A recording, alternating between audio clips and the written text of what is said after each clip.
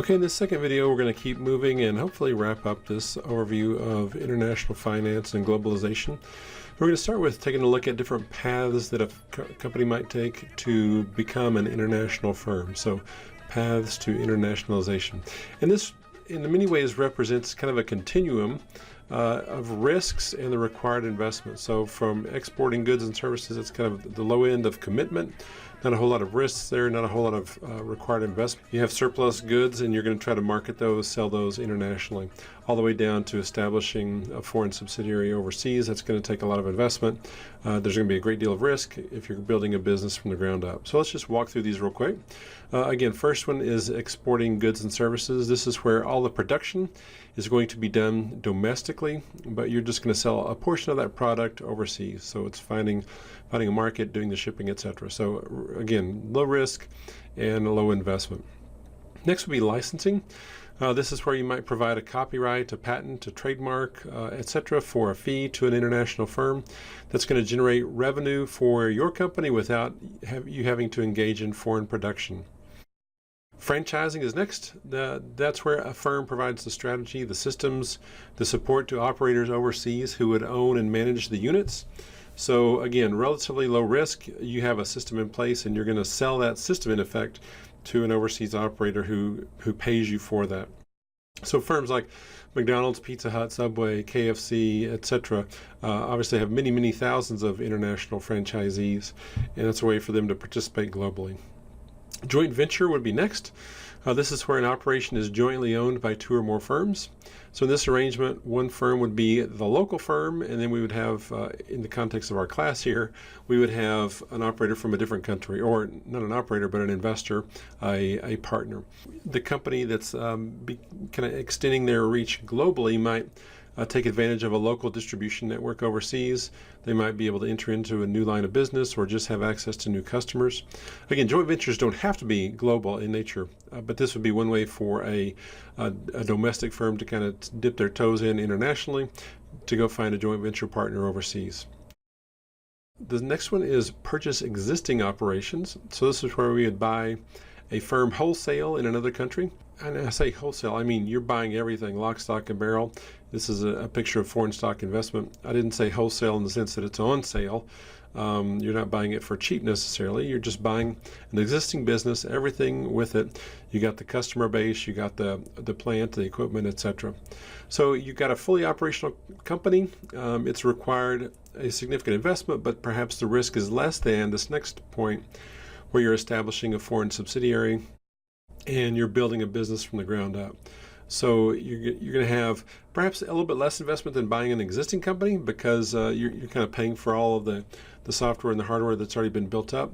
But there's many more unknowns. There's more risk involved with establishing a foreign subsidiary.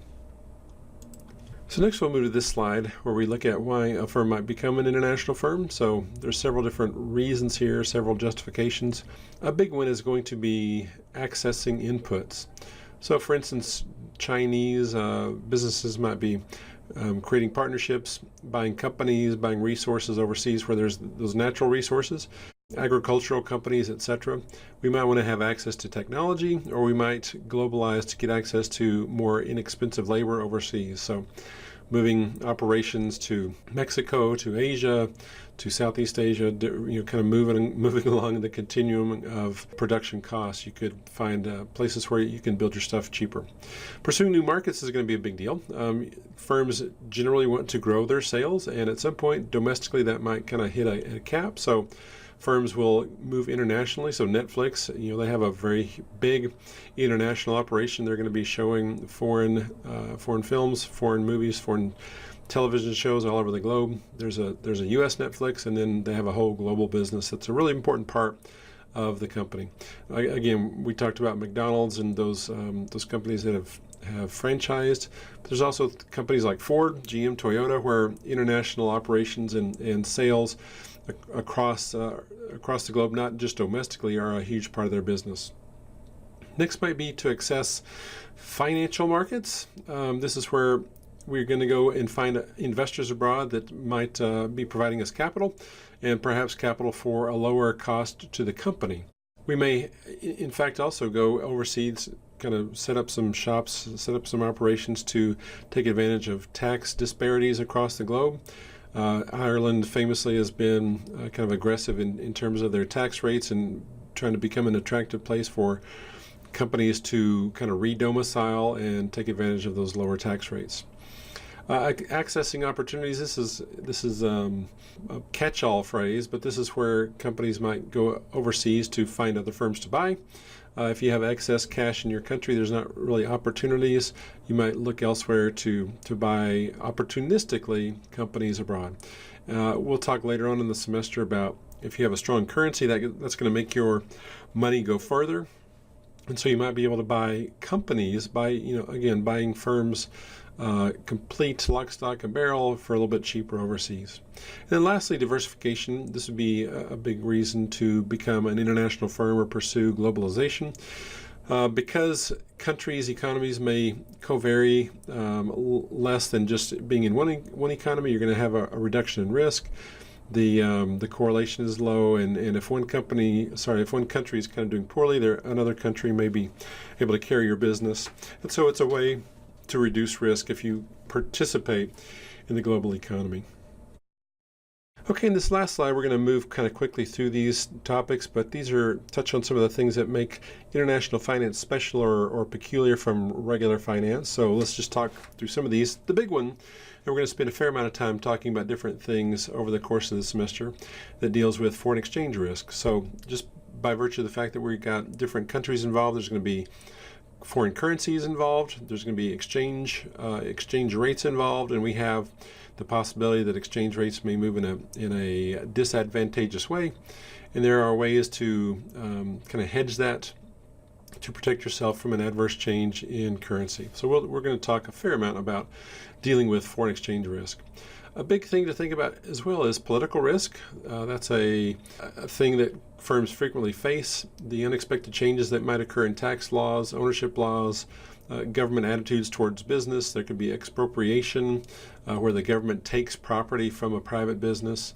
So because we're dealing with different ways of doing business, different cultural aspects, different governing regimes, there's this whole idea of thinking about what we're dealing with in terms of political risk.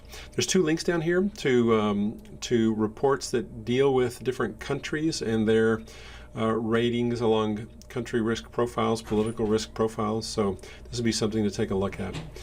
And then lastly are things that you deal with in terms of market imperfections or frictions.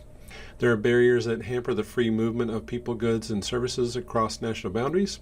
So things like quotas, things like immigration controls, investment controls, currency movement. These are all parts of things that you would never deal with in a domestic sense, but they're definitely a part of the international picture. So we're going to stop there. This is kind of just a quick overview of Chapter 1. I would strongly encourage you to read the chapter, but this is something for you to kind of add to that material. Take a look at those country risk guides. Pick your country and find that guide. That'll be a part of a report with your homework assignment. So I'm going to stop there, and we'll pick up with Chapter 2 in the next video.